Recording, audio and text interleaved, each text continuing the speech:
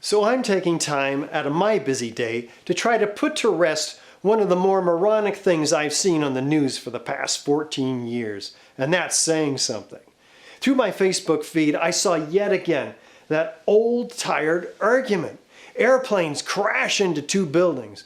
Buildings catch fire. Buildings collapse at nearly the rate of freefall. A third building, not hit by an airplane, catches fire and also collapses. This one literally at the rate of freefall. For the first time in history, steel skyscrapers collapse because of fire. 3 times in one day. I'm so sick and tired of this argument. Now, I'm not going to make any claims as to what did or did not happen.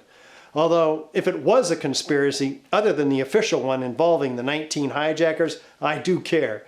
But what I'm upset about is the absurd engineering argument that you guys are making. I'm not arguing the facts. 2 airplanes did hit 2 buildings, and 3 buildings did collapse. But if you think the one caused the other, then you've been duped.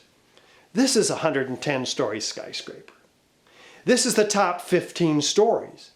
Do you see how the 95 stories below are supporting the 15 stories above?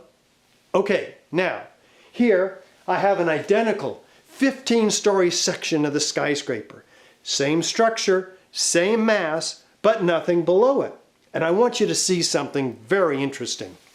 If you drop these at the same time, according to the official story, this one will reach the ground at the same time as this one, essentially in free fall, as they put it.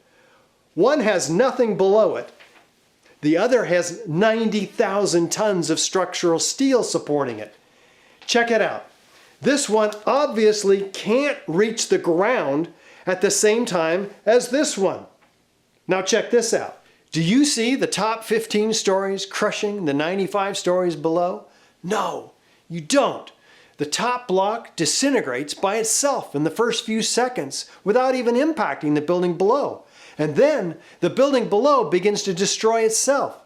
What you see are waves of explosions ripping the building apart, pulverizing nearly all the concrete to a fine powder, and ejecting the steel up to 600 feet in all directions.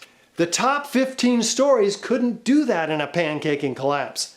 And they certainly couldn't reach the ground anywhere near as quickly as this one, which has nothing but air below it. Your argument is invalid. Get over your cognitive dissonance. Find a shrink.